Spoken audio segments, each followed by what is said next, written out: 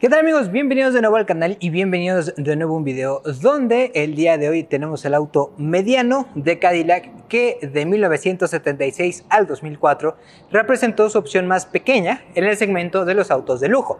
El día de hoy tenemos el Cadillac Seville.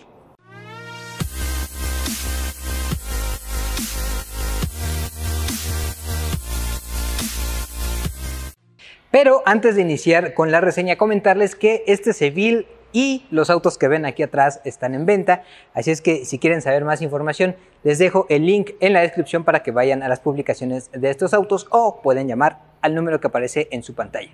Presentado en 1975 como modelo 76, el Cadillac Seville fue la respuesta de General Motors a los autos de lujo importados de Mercedes-Benz y BMW, que para la época estaban teniendo un gran éxito en Estados Unidos. Sin embargo, mantenía un diseño y motorizaciones muy típicas de auto americano, con solo motores V8 5.7, ya sea a gasolina o diésel. Para 1980, una segunda generación fue introducida con un diseño ahora mucho más característico, con una trasera recortada inspirada en los autos de los años 50 y que ya contaba con suspensión trasera independiente, tracción delantera y motores todos V8, ya sea 5.7 diésel o gasolina, y opción a un más grande 6.0, pero después hubo una tercera generación que estuvo disponible de 1986 a 1991 y regresaba a un diseño más genérico similar al de sus hermanos el Buick Rivera o el Oldsmobile Tornado. Decrecía de tamaño, pues pasaba de 5.2 metros de largo de esta generación a solamente 4.7 metros, mientras que los motores, aunque seguían siendo V8, ahora tenían un desplazamiento entre 4.1 y 4.9 litros. En esa generación se introdujo el paquete STS o Seville Touring Sedan, que mejoraba la suspensión para un manejo, digamos, más deportivo. Denominación que se conservó para la cuarta generación lanzada en 1992, donde ahora el Seville STS volvía a crecer hasta casi los 5.2 metros de largo, pero mantenía motores V8 4.6 y 4.9 litros. Además del STS, también se ofrecía el paquete SLS o Seville Luxury Sedan. Esas dos denominaciones se mantuvieron con el rediseño profundo conocido como quinta generación, que recibió en 1998, y ahora el único motor disponible para el Seville era el V8 Northstar 4.6 con dos niveles de potencia, 275 caballos de fuerza para el SLS y 300 caballos de fuerza para el STS. Para el modelo 2004, un nuevo Cadillac STS, ya sin el prefijo de Seville, reemplazó a este auto sobre una plataforma completamente nueva y ahora con motores desde V6 3.6 hasta V8 4.6 Northstar e incluso una versión supercargada 4.4 en el STS-V. Bien, el día de hoy tenemos un Cadillac Seville de 1983 en esta segunda generación, que es posiblemente la más icónica por este diseño exterior con la cajuela como recortada, pero en el interior nos damos cuenta que a pesar de que era como la opción de entrada al lujo de Cadillac, no nos perdíamos de nada. Tenemos equipo que de verdad al día de hoy todavía sorprende y todavía estaríamos sorprendidos de ver en un auto común, digamos. Porque por ejemplo obviamente tenemos vidrios seguros y espejos eléctricos, que ya en la época tener vidrios eléctricos era todo un acontecimiento, que funcionan con una palanquita que uno pensaría que es como las mecánicas que hemos visto por ejemplo en los Ford LTD nacionales. Obviamente este es un auto importado. Cadillac no se vendió en México hasta por ahí de los 90s, digamos de manera oficial, y con este tipo de detallitos nos damos cuenta que sí, el hecho de cerrar como el mercado a marcas de importación y productos de importación como lo hizo México de los 60s a los 80s ayudó a generar una industria nacional, pero sí también nos hizo que nos perdiéramos de muchas cosas, como todo este equipo que pudo haber venido en algunos de los autos que se vendían en México, pero como no se podía importar, pues nunca tuvimos, por ejemplo, espejos eléctricos a pesar de que ya existían, o espejos con calefacción que tiene este auto, asientos eléctricos que era muy raro de ver. Aquí tenemos asientos eléctricos no solo de recorrido longitudinal, de altura, de inclinación del asiento y del respaldo, tanto para el conductor como el pasajero. También tenemos luces de accionamiento automático y como este sistema Coming Home, que al día de hoy lo conocemos, en donde cuando apagamos el auto las luces se quedan encendidas durante cierto tiempo para ayudarnos a llegar a la puerta de nuestra casa. Tenemos un cuadro de instrumentos digital, que ese sí lo vimos alguna vez en los autos, por ejemplo, de Chrysler en México, y que en realidad es bastante sencillito. Nos dice como cuánta gasolina tenemos en el tanque, en litros o galones, velocidad en kilómetros o millas obviamente, y rango con la gasolina que tenemos. Más abajo tenemos nuestro selector de velocidades y una serie de espacios, digamos, en donde hay luces de información que nos dice si hay algún mal funcionamiento con el auto. Pero también tenemos algunos switches, como por ejemplo para encender el sistema de control crucero de velocidad, que se maneja con esta palanquita que tenemos a la izquierda. Y como tenemos esta palanquita, pues el sistema de los limpiadores debió pasarse también aquí al tablero. Más equipo, tenemos una computadora de viaje que nos mostraba información del consumo de combustible en tiempo real y un promedio, y qué tanta gasolina hemos consumido. Abajo teníamos un aire acondicionado que, si de por sí ya era raro de ver en los 80s aire acondicionados en México, en este auto era incluso electrónico, automático, posiblemente de los primeros sistemas de climatizador automático que se haya instalado en un auto.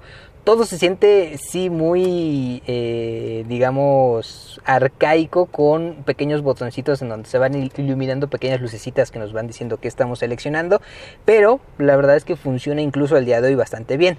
Más abajo tenemos un radio que pues en la época era a lo más que se podía aspirar como entretenimiento, digamos, en donde pues es simplemente un radio AM y FM. No tenemos ni siquiera casetera aquí, por ejemplo, pero incluso tenemos una antena eléctrica, obviamente, pero incluso las perillitas que tenemos aquí se sienten de muy buena calidad, con un peso que al día de hoy incluso es difícil de replicar. Todas acabadas en cromo y todas con un terminado también ahí como doradito, bien interesante. Debajo de todos estos equipamientos tenemos algo que no debería faltar en un auto de los 70s, 80s, un cenicero completamente funcional, bastante grande, junto con su encendedor obviamente, y que es de los pocos espacios de almacenamiento, eso sí, que teníamos, porque en las puertas, a pesar de que tenemos materiales muy buenos con acabados vinil y de piel en la parte intermedia, con algunos acabados tipo madera, pues no tenemos espacios de almacenamiento. En la parte baja, eso sí, tenemos un terminado en como acolchado muy suavecito, no hay nada de plástico que podamos tocar aquí. El volante obviamente también está forrado en piel, aunque aquí sí hay un poquito de plástico. En el tablero aquí sí es plástico, un poquito más suave, con imitación, digamos, de tacto piel. Y los asientos, esos tienen uno de los mejores tactos que haya sentido en cualquier asiento de automóvil. Son muy muy suaves, la piel es súper agradable al tacto, se siente obviamente piel real, y la verdad es que son bastante cómodos. Pero bueno, como les decía, en cuanto a espacios de almacenamiento, pues solamente tenemos nuestra guantera, que es una guantera más bien pequeña, en donde en la tapa tenemos espacios para poner vasos, y también ahí tenemos nuestro liberador eléctrico para la cajuela, obviamente. Y en donde en este auto en particular encontramos incluso todavía nuestro manual de usuario, o nuestra literatura del usuario, que no es cualquier tipo de literatura, en donde nos explicaba pues todos estos sistemas que para la época eran bastante novedosos, y que podemos ver que para el tipo de usuario que compraba este auto, pues era bastante importante ir a ese manual y ver exactamente cómo funcionaba el sistema de luces automáticas y demás, e incluso hacer anotaciones. Un detallazo que todavía traiga este manual de usuario. Ahora, otro equipamiento que también es difícil de ver en autos, incluso hasta de los 90s, por ejemplo, tenemos un techo solar completamente eléctrico, y que incluso tenía un laminado como oscurecido para que no nos diera el sol tan de lleno. Un quemacocos o un techo solar que la verdad es que es muy muy grande, al día de hoy incluso se sigue viendo grande, y que en la época, les digo, pues era prácticamente como si tuviera un techo panorámico, lo que vemos como un techo panorámico al día de hoy.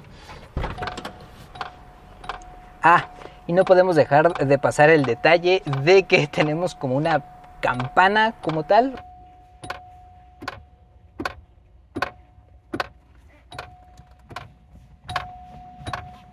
El tono de advertencia no es simplemente como un equipo electrónico, sino es una campana, e incluso se escucha cuando algún sistema le pega esa campana y suena.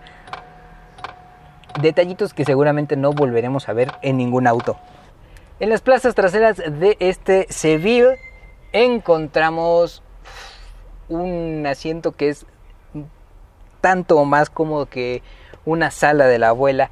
Es súper amplio, como pueden ver, incluso nuestros pies no llegan a entrar debajo de los asientos delanteros, pero simplemente de lo amplia que es esta cabina. El espacio de la cabeza también es muy bueno, incluso tenemos como un saque aquí para que tengamos más espacio para cabeza, entonces personas de 1,80 pueden viajar acá atrás sin ningún problema. Para personas de talla baja queda aún más cómodo porque podemos recargar completamente nuestra cabeza. Eso sí, no tenemos apoyacabezas, pero les digo, si son de talla baja van a ir incluso más cómodos acá atrás. Tenemos un reposabrazos central que se abate y el mismo tipo de materiales que al frente. Un poquito de vinil en la parte superior, acabado en piel en la parte intermedia y vinil otra vez en el reposabrazos central. Pero eso sí, acá atrás todo mundo podía ir fumando, pues en cada uno de los lados teníamos un cenicero y un encendedor específico para cada ocupante de este auto, e incluso también encontramos un cenicero similar en la puerta del copiloto. Entonces incluso en la parte central, a pesar de tener un cenicero al centro, pues no teníamos que ir compartiendo nuestro espacio para fumar. Mucho más en cuanto a espacio de almacenamiento no había acá atrás. Tenemos un par de bolsas, revisteros detrás de los asientos delanteros, pero no mucho más. En la puerta obviamente abajo no tenemos espacios de almacenamiento. Otra vez el acabado como acolchado que vimos en la parte frontal. Y la única amenidad que tenemos acá atrás son luces de cortesía o luces de lectura para estos ocupantes traseros. Cabe decir que este auto estaba homologado para 6 ocupantes, ya que se suponía que al frente podían ir 3 personas y acá atrás también 3. En cuanto a seguridad, pues solamente 2 pasajeros de este auto iban a llevar cinturones de 3 puntos, es decir, el conductor y el copiloto. El supuesto pasajero al centro solamente iba a tener un cinturón pélvico, lo mismo que los 3 ocupantes de acá atrás. Todavía no teníamos frenos ABS, incluso para Cadillac estaban a unos años todavía lejanos. Y pues eso era todo lo que tenemos en cuanto a seguridad. Les digo, cinturones de seguridad y poco más. Ahora, el espacio de la cajuela, a pesar de tener esta forma como caprichosa, no demerita. La verdad es que 2 maletas de 25 kilos caben ahí sin demasiados problemas, a pesar de que tenemos nuestra llanta de refacción pegada aquí a los asientos traseros. Entonces, a pesar de que era el auto pequeño o mediano de Cadillac, que era muy amplio, muy cómodo, con un equipamiento pues que en México nunca vimos en estos años, y además pues podía ser práctico para llevar, les digo, lo que quisiéramos en esa cajuela trasera. No hay mucho más que comentar en el interior de este Cadillac, así es que pasemos a manejarlo, aunque la verdad yo estaría contento con que me manejaran en este auto. Bien, manejando este Cadillac Seville, la verdad es que creo que no hay sorpresas. Una suspensión muy suave que lanchea bastante esta carrocería, que se siente como si fuera un bote, porque cada que pasamos un tope, una imperfección, algo así, se queda como con una inercia en la suspensión, lo que esperaríamos de un auto americano. La dirección también es muy suave, bastante imprecisa, eso sí. El centro prácticamente no se mueve y tenemos que girar prácticamente medio volante para que empiece a moverse.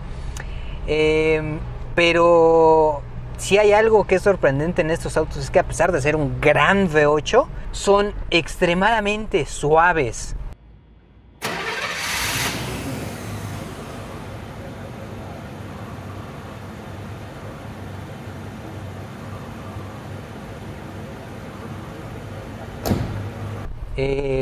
Cuando encendemos el auto, cuando estamos en ralentí o avanzamos poco a poco, prácticamente no se siente ningún tipo de vibración del motor.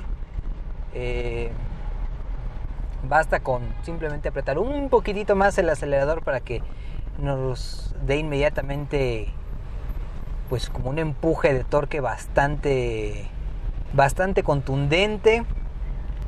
Sí, tenemos el mismo tipo de vicios de los autos americanos de la época. Frenos esponjosos, visibilidad bastante complicada. En este caso, a pesar de que tenemos un cofre largo, por tener las formas como muy rectas, pues casi que podemos dominar en donde acaba. Hacia atrás con la cajuela y estas formas pues específicas del Seville de estos años, ahí sí no podemos ver en dónde acaba. A pesar de toda la tecnología que ya vimos que tenía, pues todavía no tenemos sensores de estacionamiento, entonces sí hay que ser muy cuidadosos cuando estacionamos o maniobramos en espacios pequeños. Pero en una época donde había pues menos tráfico, menos congestionamientos y en general más espacio en las calles, se entiende que se manejaba muy bien este Cadillac. De hecho, si le pedimos solo un poquitito más de aceleración, responde bastante bien. Hay un murmullo del motor que sí se llega a escuchar aquí adentro en la cabina, pero en general todas las sensaciones son muy suaves. La aceleración muy progresiva, una comodidad que creo que ya es imposible de ver en autos modernos, con los asientos suaves, acoginados, esta piel súper suave, piel real obviamente, que ya es cada vez más difícil de encontrar, la suspensión muy desconectada de lo que pasa en el pavimento. La verdad es que sí, les digo, no hay sorpresas. Hemos manejado otros autos de lujo americanos, se maneja muy similar, pero nunca deja de ser, digamos, refrescante volver a estar en estos autos en donde el lujo y la comodidad era lo que reinaba. Y sí, en contraposición a los autos modernos, donde por más lujosos que sean, siempre pues se trata de que curven bien, aceleren rápido, como que quieren hacer todo.